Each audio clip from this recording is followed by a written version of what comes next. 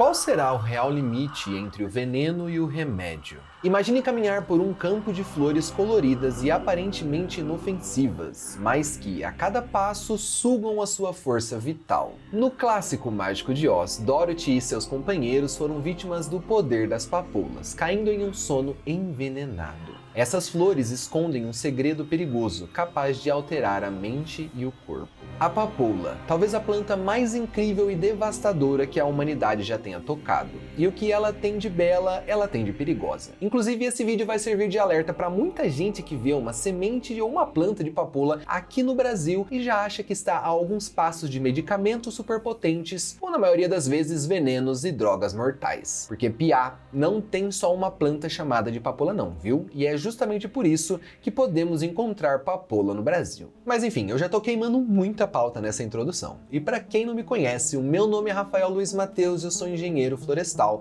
Bem-vindos e bem-vindas ao Guia da Floresta. E hoje teremos um prato cheio com o documentário A Papoula, a flor que mudou o mundo. E não é um prato cheio de papoula, mas é uma deixa para você já se preparar para assistir a esse documentário. Fazer uma pipoquinha, pegar um prato de comida ou talvez apenas montar aquele mate gostoso. E já aproveita e deixa seu like no começo desse vídeo para o YouTube se tocar que esse não é um conteúdo de apologia, mas sim algo para entreter e educar. Até mesmo porque a melhor forma da gente combater o vício e o abuso de substâncias é pela educação. E sem mais enrolação, bora para a história da papoula, ou Papaver somniferum, a flor que mudou o mundo. Aspectos botânicos. Como eu sempre digo aqui no canal, nome popular é a gosto. Tu usa o que mais te agradar. Ah, e já deixa eu tirar o elefante da sala, tá? Pros noias aqui que usam uma das piores substâncias do mundo, que é o LOLzinho, saiba que pop é o nome popular da papoula em inglês, tá? Ou seja, agora você já tá ligado ou ligada do porquê todo main pop é meio lesado. Voltando para a realidade do vídeo, sim, nome popular se usa a gosto porque eles são basicamente uma convenção entre pessoas. Se duas pessoas aceitam chamar qualquer mato de papoula, paciência, não tem como ir contra. Eu digo isso porque papoula é sim um nome popular para uma infinidade de plantas de diversos gêneros e espécies. Pô, mas nome científico também não é uma convenção entre pessoas? Sim, meu caro gafanhoto ou gafanhota. Mas nesse caso, o número de pessoas necessárias para oficializar um nome científico é bem maior, sem contar também a quantidade de normas que esse nome precisa seguir para ser aceito, né? Inclusive, eu preciso dizer que meu nome científico favorito no momento é Penélope Obscura, que é o nome do jacu. Aproveita, deixa e me lança aqui nos comentários qual o teu nome científico preferido e por quê. Mas voltando aqui, o bom é que várias dessas espécies de plantas que recebem o nome popular de papoula são bem parecidas à primeira vista. Quer dizer, bom pra quem? O noia vai queimar qualquer capim achando que dá brisa, o botânico vai identificar as plantas tudo errado e talvez o jardineiro vai plantar uma dorga sem querer no seu jardim e não vai entender por que seu gato vive comendo os botão de mato e ficando esquisito o resto do dia. E para que nenhum desses aí saia lesado ou lesada pela identificação errada da papoula, vamos tentar diferenciar aqui as principais espécies que levam esse nome popular. Eu não sei se você se lembra da carinha da papoula verdadeira, mas vamos tentar um negócio para deixar isso aqui mais interessante. Dá uma olhada nessas três plantinhas aqui. Dá uma paradinha no vídeo e me lança aqui nos comentários quais dessas aqui você acha que é a papoula verdadeira. Piá ou pioa. Nenhuma dessas aqui é a papoula verdadeira, apesar de todas serem chamadas de papoula. E antes de eu apresentar essas três, toma aqui. Essa sim é a papoula verdadeira, ou Papaver somniferum. Botanicamente falando, a papoula verdadeira é uma erva terrícola, e olhando-a sem flor ou fruto, daria facilmente para confundir como uma asterace comum. Sei lá, um tipo de radite ou almeirão. Até para um desavisado da botânica que passasse por uma flor de papoula aberta, poderia ainda achar que se trata apenas de uma flor de margarida ali, meio grande e vermelha, que nasceu tudo meio errado, mas que basicamente parece ali uma clássica asterace, tanto flor quanto folhas. Contudo, as flores da planta do gênero Papaver, ou papaver, não sei exatamente onde está a tônica, e de uma asterace típica são bem distintas. Só que, para ser bem sincero, as principais diferenças que dá para ver até de longe estão nos frutos. Então bora nos concentrar neles, até mesmo porque são dos frutos imaturos da papoula que se extrai o OPI. A gente vai chamar sim essa substância ali, esse negócio de OPI, porque, como eu já disse, o YouTube não entende quando a gente está falando sobre esses assuntos, tá bom? É um assunto sensível e para mostrar justamente para ele que a gente não está fazendo apologia, novamente eu peço, deixa o seu like nesse vídeo. Vamos lá! Aqui nós temos aquele clássico pompom de dente de leão, tão famoso por você pedir para alguém soprar e logo depois socar a goela abaixo dessa pessoa. Só que assim, esse pompom inteiro é uma infrutescência, ou seja, são vários frutinhos pequenos. Talvez se tu seja velho ou véia paia, que nem eu, que assistiu Vida de Inseto, talvez você se lembre daquela cena em que o Flick, a formiguinha azul, saía voando num troço que lembra até um planadorzinho ali em forma de, sei lá, guarda-chuva. Então, aquilo é o fruto de uma asterace, ou uma infrutescência, também chamado de cipsela, que na verdade, né, é o conjunto das cipselas que forma a infrutescência, ou o pompom das asteraces. Você tem que concordar comigo que se tu desbloqueou algumas memórias de velho ou véia paia com esse filme da Pixar, eu acho que vale a pena deixar teu like nesse vídeo, né? Olha esse pompom, como alguém conseguiria extrair látex disso? É por isso que eu disse que o fruto é o que mais diferencia uma papoula de uma asterace ou de qualquer outra ervinha comum, que para quem não se ligou, asteraces são as camomilas, margaridas, dentes de leão, girassol e etc. Inclusive, muitas das plantinhas amarelas que vemos por aí na calçada e terrenos baldios são diversas espécies de asterace que muita gente taca no mesmo balaio de dente de leão, sendo que todas formam pompom, mas só uma é o dente de leão verdadeiro, tá? E se tu achar que vale a pena fazer um vídeo diferenciando as asteraces amarelinhas num vídeo daqueles de campo em que eu saio falando besteira por aí no meio da mata, escreve pra mim dente de leão amarelo nos comentários. Mas beleza, voltando aqui pra papoula, porque o meu TDAH bateu forte, essa aqui é a infrutescência seca de asterace, formada por cipselas. Já isso daqui é um fruto do tipo cápsula poricida de uma papoula típica. E sim, como eu já disse algumas vezes, o OPI mesmo ali é extraído do látex do fruto imaturo, ou seja, não adianta comer a folha ou fazer chá da flor, tá? O negócio mesmo é fazer uns machucadinhos no fruto, esperar escorrer aquela melequinha e depois coletar aquilo depois de secar. E voltando aqui rapidinho para essas três plantinhas, todas elas se parecem com papoula e têm nome popular de papoula porque são da mesma família. A primeira é a papoula brava e é a mais parecida justamente por ser do mesmo gênero da papoula verdadeira, papaver,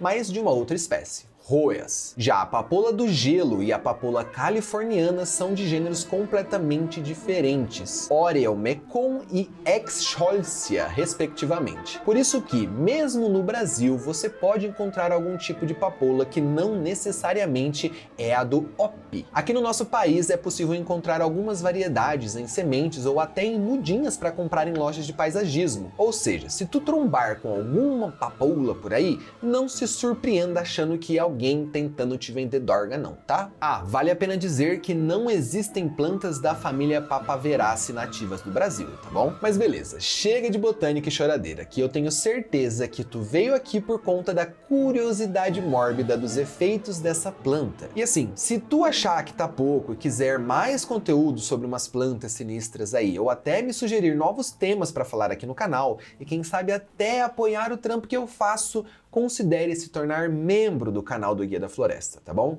Com o preço de uma coxinha, tu já pode se tornar uma floresta inicial e fazer parte da aba de comunidades aqui da página, além de ter acesso a alguns conteúdos exclusivos. Mas já tem bastante vídeos falando de coisa parecida se você quiser, tá? Dá uma conferida aqui nesse vídeo que tá aparecendo no card sobre a argyreia nervosa. Então, antes de passar para o próximo capítulo, vale deixar claro uma coisa. Papoula é a planta Papaver somniferum. OPI é o látex do fruto imaturo que traz efeitos sedativos e analgésicos. Morfina é um alcaloide natural presente no OPI. Esse daqui vai ser difícil de eu inventar o nome, né? E ERO, em termos bem toscos, é uma variação artificial da morfi, que, por ser lipossolúvel, é mais rapidamente absorvida no nosso organismo. Agora, será que eu preciso mesmo ficar omitindo o nome? Porque, pô, é um herói feminino. Olha, talvez eu esteja exagerando em tentar omitir e censurar todo o nome estranho que pode ser associado a essas substâncias aí viciantes, né? Mas assim, eu não quero de nenhuma forma que um vídeo que demorou mais de 20 dias para ser produzido seja desmonetizado pelo YouTube, tá bom? Então, novamente, eu vou falar de forma estranha, mas eu acredito que todo mundo vai entender do que eu tô falando. Tem outras substâncias que vai ser bem difícil de eu censurar, mas vamos tentar. Oxicodona ou fentanyl. E várias outras substâncias são derivadas de alguns componentes da papoula. Algumas dessas aí que eu acabei de falar são encontradas naturalmente na planta, já outras são semissintéticas e também tem aquelas que são 100% feitas em laboratório. A gente vai passar por essas substâncias quando chegar o capítulo da história moderna da planta, só que antes precisamos entender quando que o ser humano se tocou que existia uma planta tão sinistra quanto essa. História antiga. 6.000 anos antes da Era Comum a 500 anos depois da Era Comum. Uma das coisas que mais me instiga quando eu estou estudando uma planta que seja ali meio psicoativa ou que nos cause algo a mais do que somente matar a fome é tentar entender onde essa planta surgiu. O mais massa mesmo é ficar brisando sobre por que uma planta, diferente de todas as outras, teria evoluído a um ponto de criar uma substância que nos causasse os sintomas que conhecemos hoje, como sedação e analgesia. Só que infelizmente, geralmente, ninguém chega a um consenso sobre isso. Mas quando a gente começa a olhar para a origem e quando essa planta foi domesticada,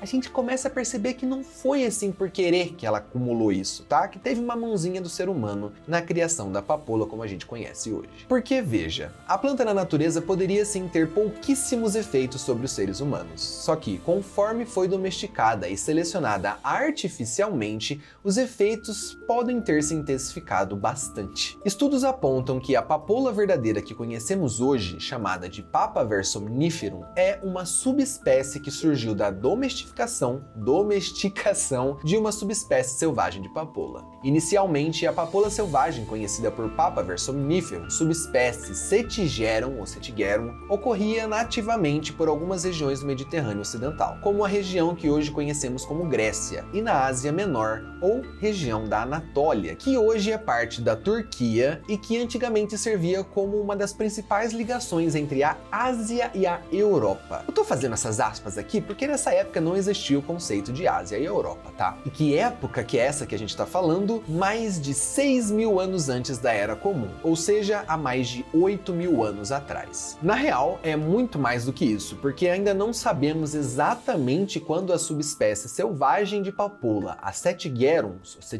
surgiu na história do planeta Terra. Mas a gente sabe mais ou menos quando que a variedade domesticada apareceu, que aí sim foi por volta desses 8.000 anos atrás. E essa subespécie domesticada é chamada de Papaver somniferum, subespécie somniferum. A papoula selvagem é menor, tanto em porte quanto na sua cápsula. Isso porque a papoula foi sendo selecionada por primatas de cartola, que nessa época não tinham muita cartola, para ter frutos maiores e, consequentemente, produzirem maior quantidade de sementes, uma vez que a galera lá atrás já usava essa planta pelos seus efeitos medicinais de sedação e analgesia, tanto as sementes quanto o leitinho. Só que é bem difícil encontrar fósseis de papoula, tanto selvagens quanto domesticadas, para fazer a comparação e tentar descobrir quando e onde elas se diferenciaram. Mas com a semente é outra história. Estudos recentes de arqueobotânica ou paleoetnobotânica têm investigado as diferenças entre as sementes das subespécies de papoulas para tentarem descobrir onde, como e quando o ser humano transformou essa planta em algo mais produtivo por conta das suas propriedades medicinais. Ah, e quando eu digo estudos recentes, eu não tô brincando não, viu? Porque tem estudos de 2023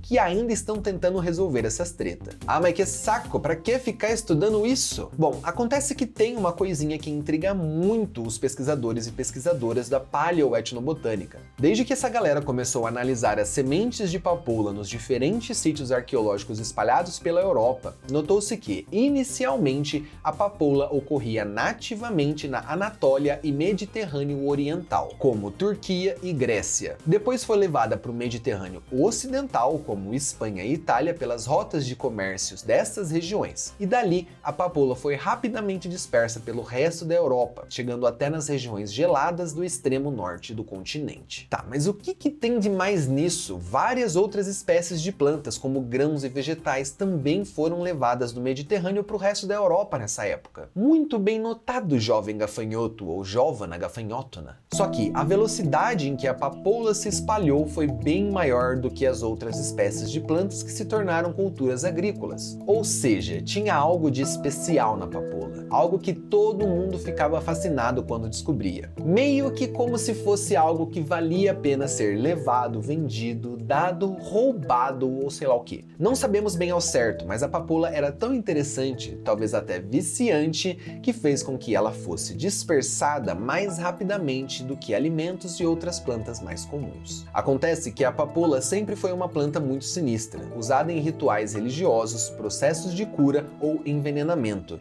e até como alimento, o que transformou qualquer comunidade por onde ela passava. Como, por exemplo, a criação de deuses derivados da papoula na Grécia Antiga, onde são encontradas várias referências à planta como um símbolo do deus Hipnos, o deus do sono. Também é possível imaginar que muitas pessoas, até populações inteiras, tenham se viciado na papolinha. Por exemplo, os sumérios chamavam a papoula de planta da alegria, o que mostra claramente que ela era usada ali para trazer a alegria, provavelmente também de uma forma recreativa, o que também provavelmente poderia causar abuso de substância. Agora, para você ter uma noção de como a relação da papoula com a humanidade é antiga, o primeiro relato escrito da planta e seus usos surgiu junto com a primeira escrita, a escrita cuneiforme dos sumérios. E isso me explode a cabeça, tá? Porque isso nos faz levantar muitas teorias sobre como boa parte da nossa evolução, desde a forma como pensamos até como agimos e até ali como a nossa mente evoluiu através dos tempos, foi influenciada por plantas que agem de forma muito profunda no nosso cérebro. Inclusive, existem sim teorias que atribuem um salto gigantesco na evolução da gente como espécie, o surgimento do Homo sapiens, por assim dizer, ao uso de enteógenos. Ou seja, para alguns pesquisadores, a gente só virou o que somos hoje porque um macaco sem cartola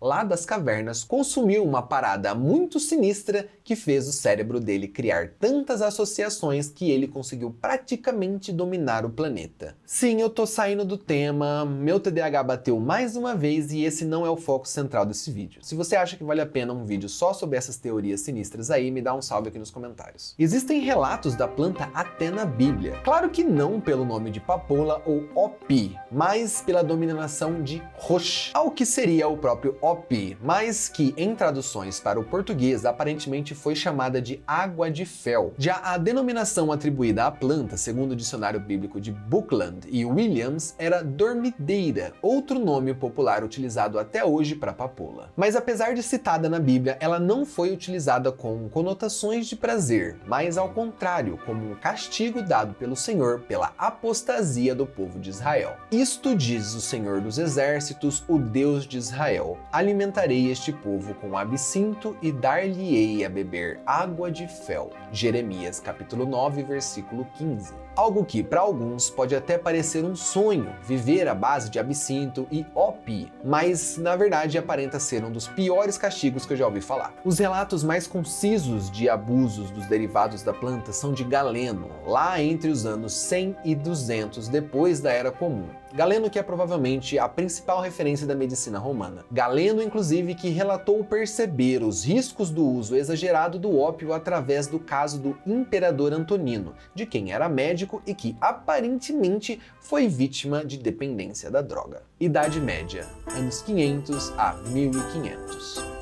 Eu sei que eu comecei a falar dos romanos antes de começar o capítulo, tá? Mas é agora que eu deveria ter começado a falar sobre Roma e o uso da papoula, tá? Porque os romanos usaram a papoula por muito tempo, mas após a decadência da sua civilização, boa parte do conhecimento por eles desenvolvido foi perdido ou se tornou obsoleto. Apenas séculos depois, a civilização islâmica voltou a desenvolver a medicina de uma forma mais séria, tanto que foram eles que reativaram o uso e os estudos sobre a papoula. Após a queda do Império Romano, a Europa passou por um período meio hardcore, que foi a infame Idade Média, que todos nós conhecemos, ou pelo menos achamos que conhecemos, por referências bem extremas de pobreza, insalubridade e violência. É por essas e outras que a medicina praticada na Europa durante esse período não era lá das melhores. Teve seus méritos? Até teve, mas boa parte do avanço dessa época foi feito pela galera da civilização islâmica. No século IX surgiram referências à esponja somnífera entre os médicos árabes, que era uma mistura deliciosa de mandrágora, cicuta, iociano e, obviamente, o opi, utilizada para promover anestesia em procedimentos cirúrgicos. Inclusive já tem vídeos aqui no canal sobre a mandrágora, tá? Dá uma conferida nele depois que acabar esse vídeo, pois ele foi o mais assistido aqui do canal do Guia da Floresta. Posteriormente, durante o período de ouro da civilização islâmica, os árabes conquistaram e dominaram o comércio no Oceano Índico, levando o opi para novos lugares como a Índia e posteriormente China. Inclusive, eu acho interessante destacar que, antes de fazer esse roteiro, eu tinha a impressão de que o opi era uma ali chinesa, sei lá, como se tivesse surgido lá e também tivesse causado muitos problemas de abuso nas populações dessa região. Contudo, apesar de sim existirem muitas referências das famosas casas de opi na China, elas são mais recentes, pois durante uns 1000 anos após a chegada do opi na China, eles teriam usado essa substância apenas para o controle de diarreia. Mas a Europa da Idade Média, essa sociedade meio capenga, meio suja e meio torpe, que pelo menos nos trouxe todo o sentimento maravilhoso que só o Dark Fantasy é capaz de nos proporcionar, eu pelo menos sou apaixonado por essa estética, hora ou outra tinha que chegar ao fim. E foi aí que a Europa renasceu. História moderna, dos anos 1500 a 1800. Pois então, ali por volta de 1400 e 1500, durante o renascimento da Europa, um cara bem conhecido nos dias de hoje inventou a famosa Pedra da Imortalidade, que era basicamente uma poção barra remédio barra dorga à base de álcool, algumas especiarias e muito provavelmente opi, utilizada para tratar diversas doenças, dar uma dopada para a realização de procedimentos cirúrgicos e também para dar um pileque ali de vez em quando. Esse cara aí da Pedra da Imortalidade é o famoso Philippus Aurelius Theophrastus Bombastus von Hohenheim. Eu não acredito que esse nome não te trouxe nada à mente. E não, eu não tô falando de nenhum professor de Hogwarts, eu tô falando do famosíssimo Paracelso, que como várias personalidades da época tinham várias alcunhas como médico, filósofo, astrólogo, alquimista, jogador de bocha, rebatedor da Sonserina e também devia saber fazer um láudano como ninguém. Tá, algumas dessas alcunhas foram provavelmente inventadas, tá? Mas ele realmente foi muito importante para o avanço da medicina nessa época por ir contra as ideias médicas tradicionais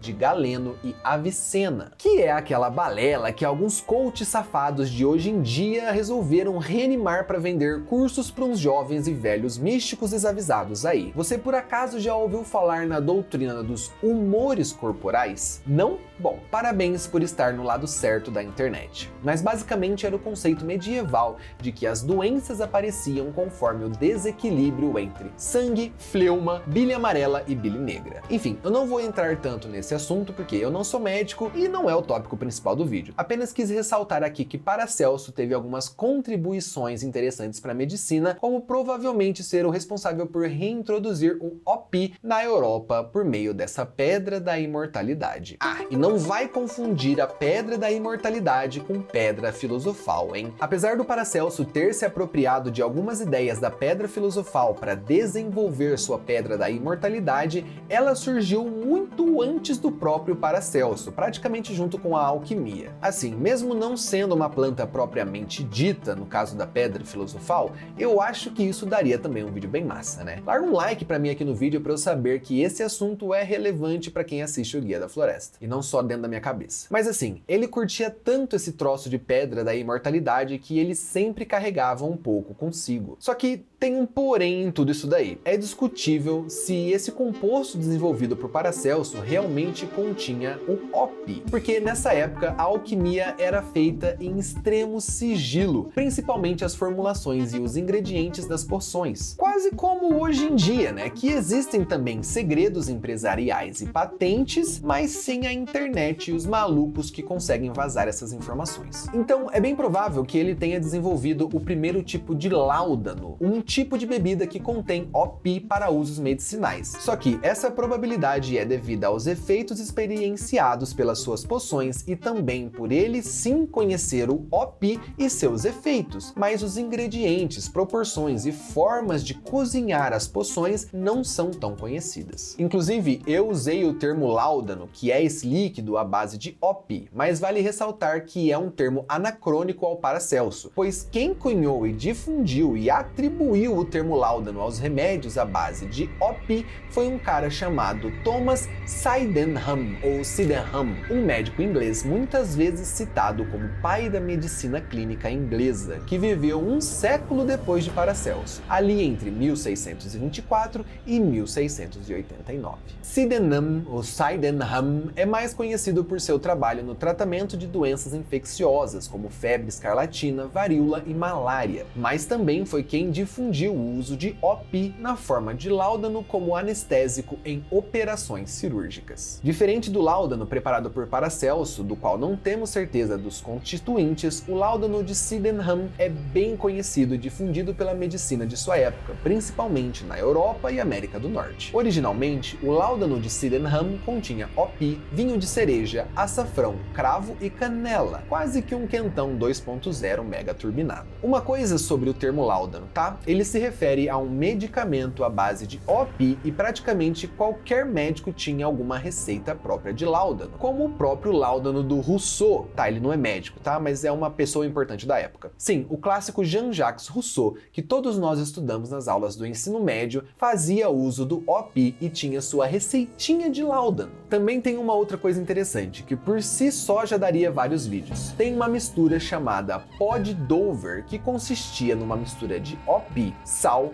tártaro, alcaçuz e ipecacuanha, desenvolvida também no século XVIII. O interessante dessa aqui é esse ingrediente esquisitíssimo, a ipecacuanha, ou carapicheia ipecacuanha, uma planta da América do Sul utilizada para fazer vômitos, para provocar vômitos. O fato de uma planta das Américas ser utilizada medicinalmente na Europa nessa época me desperta muito interesse na história dessa planta, a ipecacuanha. Então, quem sabe eu não escrevo um roteiro completo sobre ela. Ah, por fim tem o famoso elixir paregórico, tá? Que pelo amor de Jah, como um Potterhead de carteirinha, elixir paregórico parece sim muito com o nome de uma poção que eu aprenderia em uma das aulas do professor Snape, mas na verdade é basicamente mais ali uma mistura aparentemente muito cheirosa e gostosa de OP, mel, cânfora, anis e vinho, que foi publicada na Farmacopédia de Londres em 1721. E mesmo com esse monte de misturas à base de OP, mas principalmente o láudano, ainda serem encontradas muito raramente até hoje, a medicina parou de usá-los completamente no início do século XX. Adivinha só por quê? Porque, pasmem, a galera viu que tinha uma cambada de gente viciada nos derivados da papoula. Claro que essa percepção não aconteceu da noite pro dia. Já em 1700, a galera estava começando a emitir alertas sobre o OP, como o livro Mysteria of Opium Revealed, do médico londrino John Jones, que particularmente falando parece o nome de um personagem da Marvel, tipo Peter Parker ou Bruce Banner. Mas esse foi provavelmente a primeira publicação exclusiva sobre o OP, e nele o autor já alertava sobre os riscos do abuso da substância. A triste realidade, 1800 até hoje em dia. Aqui chegamos no ápice da história do OP, ou seja, daqui pra frente é só ladeira abaixo. E eu separei essa história, a triste realidade, da história moderna da planta, pois esse termo, história moderna, é sim muito comum nos livros de história pro que aconteceu no mundo após os anos de 1500. Mas no caso da papoula, tudo mudou quando começamos a entender mais de química e passamos a isolar, produzir e concentrar os princípios ativos do OP. E é por isso que nesse vídeo aqui a história moderna foi até mais ou menos 1800 e a partir daí eu chamo de a triste realidade. Então bora chafurdar juntos e felizes nos escárnios mais obscuros que só os modificados pela mão do homem poderiam nos proporcionar. E eu fiz essa abertura fantástica com essa frase super acalentadora porque foi no século XIX que o ser humano isolou a tão famigerada morfe, usada até hoje para tratar dores super fortes e praticamente intratáveis por outros medicamentos, principalmente em pacientes em cuidados paliativos, justamente porque aí o risco de vício nessa substância não é tão problemático em comparação a promover um final de vida sem dores para alguém nesse estado. Mas enfim, eu botei um pouco o carro na frente dos burros, tá? Vamos voltar um pouquinho. Essa substância, a morfe, foi isolada pela primeira vez em 1804 pelo assistente farmacêutico alemão Friedrich Zethümer, e já em 1827 a empresa farmacêutica Merck, também alemã, iniciou a produção em larga escala de morfe para usos terapêuticos. Vale destacar que lá por 1853 foi inventada a seringa hipodérmica, o que permitiu que essa substância fosse injetada, oferecendo um alívio mais rápido e bem mais potente para a dor. Claro que isso também aumentou e muito os casos de dependência dessa substância.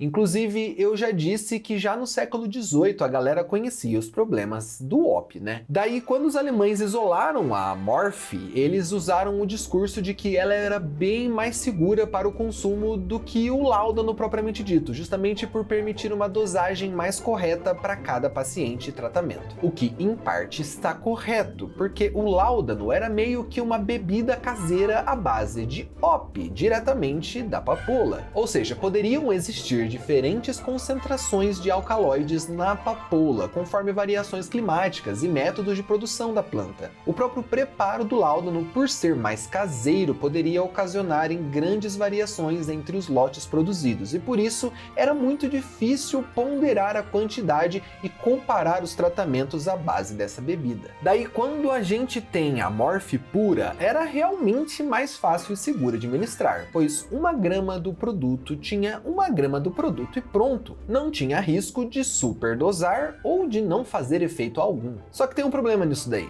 A indústria farmacêutica não está se importando muito em curar doenças, até mesmo porque se toda doença fosse realmente curada, eles não teriam de onde ganhar dinheiro. Sim, eu sei que esse é um papo bem redneck trampista de teoria da conspiração terraplanista, mas sendo bem sincero, esse discurso faz muito sentido para mim em várias situações. Principalmente no caso dos opioides, que hoje em dia se tornaram uma epidemia de vício e abuso na América do Norte, e muito disso tem relação com o lobby da indústria farmacêutica. Mas voltando aqui para o nosso roteiro, um dos marcos mais significativos, atualmente falando, sobre a papoula foi a Primeira Guerra do Ópio, que começou em 1839 entre a China e o Império Britânico. Essa guerra surgiu na tentativa da China em conter o comércio desenfreado de ópio que estava destruindo sua sociedade. Na época, a maior parte dessa substância era produzida na Índia de maneira forçada pelos britânicos e traficada em grandes quantidades também pelos britânicos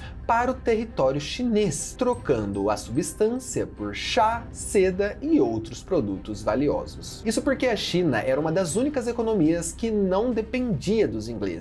E isso até estaria tudo bem, se eles, os ingleses, não tivessem desenvolvido um grande apreço pelo chá chinês, dependendo cada vez mais do tráfico de ópio para equilibrar a balança comercial. Basicamente, os britânicos tornaram os chineses viciados nessa substância para que eles tivessem alguma moeda de troca com a China, ópio por chá. Com o tempo, o governo chinês percebeu que o uso desenfreado dessa substância estava gerando uma crise social de saúde pública, levando milhões de seus cidadãos ao vício. Cidadãos.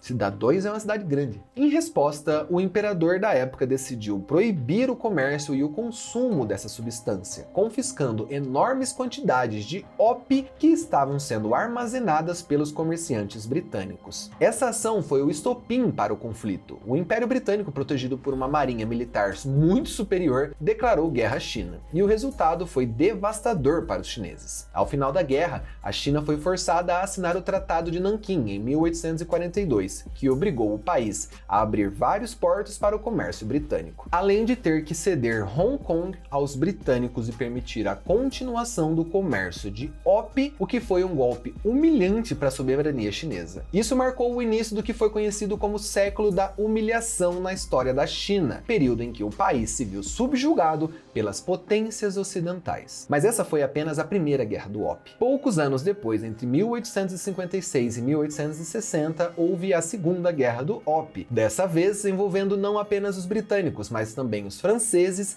que se juntaram ao conflito para garantir que seus interesses comerciais também fossem protegidos. Mais uma vez, a China saiu derrotada, com o comércio de ópio devendo ser continuado e também se intensificando. Enquanto as guerras dessa substância continuaram devastando a China, na Europa, o interesse pela papoula e seus derivados estavam crescendo de forma diferente. A morfe logo se tornou um dos medicamentos mais usados no tratamento da dor, especialmente durante o século XIX e no começo do século XX. Entretanto, como mencionado anteriormente, a morfe não era isenta de riscos. Embora inicialmente vista como um substituto mais seguro para o ópio cru, logo se percebeu que a morfe também causava um vício profundo e severo, criando dependência em muitos de seus usuários. Esse uso se intensificou também na América do Norte durante a Guerra Civil Americana, em 1861 a 1865, quando a morfe era amplamente administrada aos soldados feridos. E no final dessa guerra, um número significativo de veteranos tornaram-se dependentes da substância, criando o que ficou conhecido como o vício do soldado. Foi um dos primeiros sinais de que o isolamento dessas substâncias poderosas da papoula estava criando uma nova dimensão dos problemas. No final do século XIX, um novo derivado da morfe foi sintetizada, a Aero.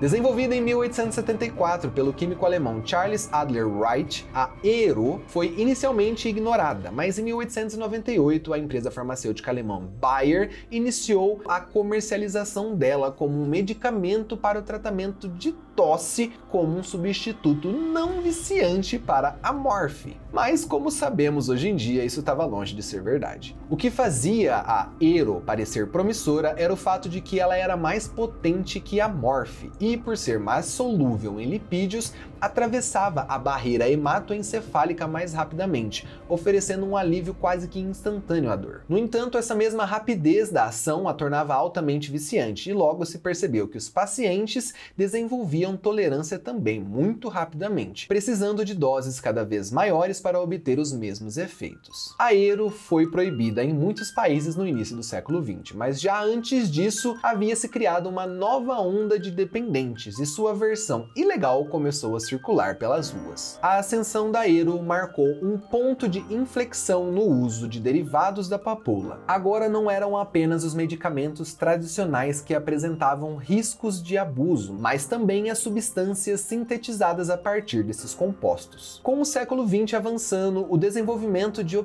sintéticos e semissintéticos trouxe novos desafios. Substâncias como a oxicodona, desenvolvida em 1916, e o fentanil, sintetizado em 1960 pelo químico belga Paul Janssen, começaram a ser usadas na medicina com o objetivo de controlar dores severas. Esse último, em particular, destacou-se por sua potência extrema, cerca de 50 a 100 vezes mais forte que a morfe. E por isso passou a ser utilizado principalmente em tratamentos de dor aguda e cirurgias. Essas novas substâncias ofereciam vantagens em termos de eficácia no alívio da dor, mas como já visto com a morfe e a Aero, eles também carregavam consigo um enorme risco de abuso. Durante a década de 1990, o uso de como a Oxy e a Methad se expandiu drasticamente nos Estados Unidos, em parte impulsionado por campanhas agressivas de marketing das indústrias farmacêuticas, que alegavam que esses medicamentos eram seguros e eficazes para o tratamento de dores crônicas, mesmo em casos mais leves. E agora, no século XXI, estamos no auge de uma epidemia global dessas substâncias, especialmente nos Estados Unidos e no Canadá. Isso se tornou uma crise de saúde pública, com milhares de pessoas morrendo de superdosagem dessas substâncias todos os anos. Entre 1990 e 2019, estima-se que mais de 500 mil pessoas vieram a óbito por conta dessas substâncias. A parte mais alarmante dessa crise é a rápida disseminação do feta no supermercado ilícito. Ao contrário dos outros o feta é totalmente sintético, ou seja, não requer o cultivo das papoulas para ser produzido, e isso faz com que ele seja muito mais barato e fácil de fabricar em grandes quantidades, o que resultou em uma inundação de feta no mercado de ilegais. Muitas vezes ele é misturado com outras como a Aero, sem que o usuário saiba, o que aumenta drasticamente o risco de superdosagem. Agora, por que o Brasil não enfrenta uma crise tão severa também? No Brasil, o problema com derivados da papoula é relativamente menor em comparação com países como os Estados Unidos, onde a crise atingiu proporções epidêmicas. Existem várias razões para essa diferença, e uma das principais e mais importantes é a abordagem mais cautelosa que o Brasil, adota em relação à prescrição dos opioides. Um dos fatores cruciais é o uso generalizado de analgésicos não opioides, como a dipirona. No Brasil, a dipirona é amplamente utilizada para tratar dores moderadas e febre, o que diminui consideravelmente a necessidade de recorrer a essas substâncias derivadas da papoula em condições menos graves. Em muitos países, especialmente nos Estados Unidos, a dipirona é proibida e os médicos frequentemente optam por prescrever para tratar dores que em outras regiões poderiam ser tratadas com medicamentos menos potentes, menos perigosos e menos viciantes. Outro ponto importante é a regulamentação mais rígida do Brasil em relação a prescrições de opioides, como a Oxy e o Fenta. Esses medicamentos estão disponíveis no Brasil, mas seu uso é fortemente regulado e controlado. A falta de um marketing também agressivo por parte das farmacêuticas, como aconteceu nos Estados Unidos na décadas de 1990 e 2000, também impede que esses medicamentos sejam vistos como uma solução rápida e segura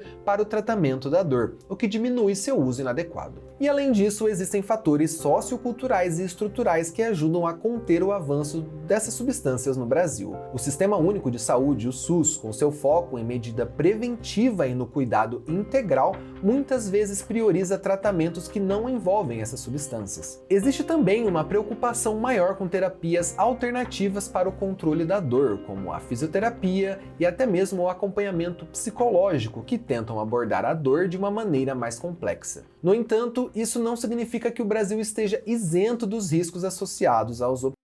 A facilidade com que o Fenta pode ser produzido em laboratórios clandestinos faz com que ele seja uma ameaça crescente, não apenas no Brasil, mas no mundo inteiro. Mas até o momento, o Brasil tem sido bem sucedido em evitar uma crise nessas substâncias semelhante ao que afeta os Estados Unidos e o Canadá, mas isso se deve a uma combinação de vários fatores que precisam ser continuamente reforçados. A regulamentação rigorosa contra o lobby farmacêutico e a promoção de tratamentos alternativos são essenciais para garantir que o Brasil não siga o caminho de outros países que enfrentam essas epidemias de opioides.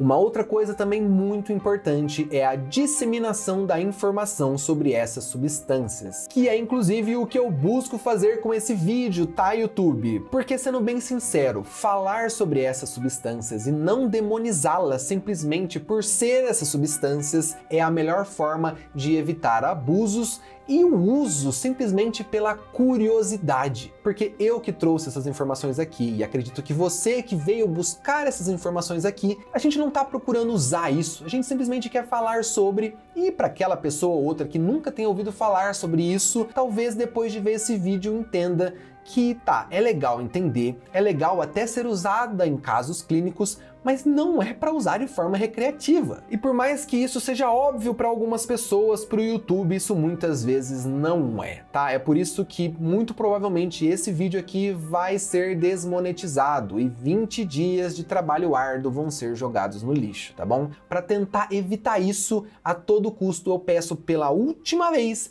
deixa o seu like e deixa nos comentários ali vídeo educativo, quem sabe o YouTube entenda. Conclusão. A jornada da papoula, desde suas origens lá no Mediterrâneo até se transformar no epicentro de uma crise de saúde pública global, é marcada por momentos decisivos na história da humanidade. A planta, inicialmente cultivada e utilizada por suas propriedades medicinais e psicoativas, logo ganhou destaque por ser muito poderosa. O uso do opi e seus derivados tem sido uma faca de dois gumes para a humanidade. Por um lado, o desenvolvimento de substâncias tão importantes como a morfe foi essencial para a medicina, oferecendo uma solução eficaz para o tratamento da dor, especialmente em situações extremas, como em campos de batalhas ou em tratamentos de doenças terminais. No entanto, o potencial de abuso dessas substâncias ficou claro desde o seu início, e as tentativas de controlar o seu uso indevido, o seu abuso, têm sido praticamente até agora insuficientes. A ascensão do Fenta no início do século XXI trouxe novos desafios. Sua potência extraordinária e sua produção 100% sintética eliminaram a dependência da papoula como matéria-prima, o que tornou destrutiva nas mãos do tráfico ilegal. A crise dessas substâncias, que hoje assola países como os Estados Unidos, é uma prova de como essas substâncias, quando mal reguladas e amplamente disponíveis, podem se transformar em um desastre de saúde pública. E lembrando, por não precisar mais da oferta da papoula, a produção do Fenta apenas depende da demanda de viciados pela substância, o que dificulta muito seu controle. Em última análise, a história da papoula e seus derivados nos ensina que as substâncias que possuem o poder de curar também têm o poder de destruir. Cabe à sociedade encontrar o equilíbrio entre o uso terapêutico seguro e o controle rigoroso para evitar que essas substâncias se tornem uma epidemia incontrolável. Vale afirmar que para isso é necessário poder falar abertamente sobre essas substâncias que geram abuso. Isso porque a educação é uma ferramenta poderosa para entendermos melhor os desafios que enfrentamos hoje e para tentarmos construir um futuro mais saudável e seguro. E caso você tenha interesse em apoiar o meu trabalho, para poder criar cada vez mais documentários como esse daqui, considerem se tornar membro do Guia da Floresta por apenas R$5. Existem outros planos também que dão acesso a mais conteúdos, tá? Dá uma olhadinha neles com carinho depois, tá bom? E agora estão aparecendo aqui outros vídeos para você continuar a sua jornada pela botânica, plantinhas, floresta, universo e muito mais. É nóis, tamo junto, muito obrigado por ter ficado comigo ao longo de todo esse vídeo gigantesco, valeu e falou!